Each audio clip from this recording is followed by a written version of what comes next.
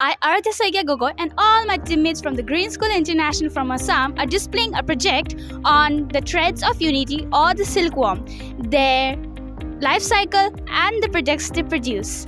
Today, we are displaying this project because of the young learners. They find the worms and all other products that they produce a bit unpleasant, and so we are here to display this project and make it a little fun for the young learners to learn about the silkworm. Our project contains the life cycle of the silkworm, which is made up of 3D clay models and the products it gives to us. At the right side of the project, you can see the life cycle of silkworms. So it starts with the eggs, and the eggs transfer into larva.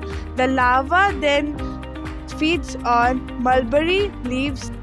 When they get mature, they transform into caterpillar. After achieving its mature size, it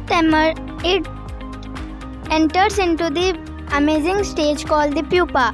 Then after spending some time, it enters into the silk moth, and after fully matured, the silk moth emerges out from the cocoon. Later, the cocoons are processed to extract to get silk, and these are the different types of cocoons obtained from different kinds of silkworms based on their diet, and these are the different kinds of silks obtained from the different kinds of cocoons.